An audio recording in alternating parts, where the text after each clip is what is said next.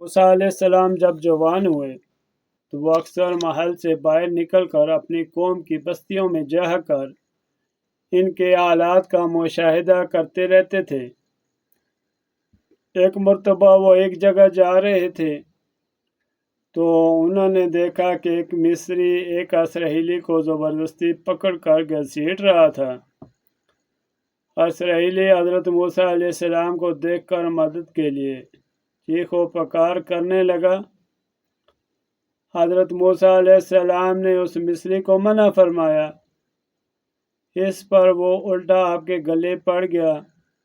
یہ ساتھ پائی میں حضرت موسیٰ علیہ السلام کا گونسا مصری کو لگ گیا اور مصری گونسا لگتے ہی گرا اور مر گیا۔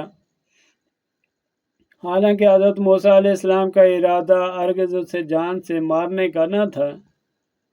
حضرت موسیٰ علیہ السلام نے دل میں ندامت اور شرمندگی کا اظہار فرمایا اور سوچنے لگے کہ شیطان نے مجھے اس میں ملوث کر دیا۔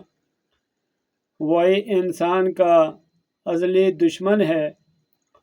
یہ سوچ کر آپ اللہ تبارک تعالیٰ کی بارگاہ میں معافی کے لیے واسگار ہوئے اور فرمایا کہ بار الہی جو کچھ ہوا نداستی میں ہوا،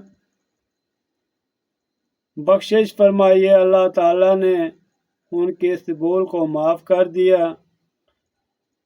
ادھر شہر میں اس قتل کی خبر پھیل گئی، لیکن عوام کو یہ معلوم نہ تھا کہ یہ قتل کس نے کیا۔ وہ اسرائیلی جس کی وجہ سے یہ جھگڑا ہوا تھا وہ چشمدید گواہ تھا، وہ بات کو چھپا گیا۔ ادھر فرعون نے حکم نامہ جاری کیا کہ قاتل کا پتہ لگایا جائے اور میں قاتل کو واقعہ سزا دوں۔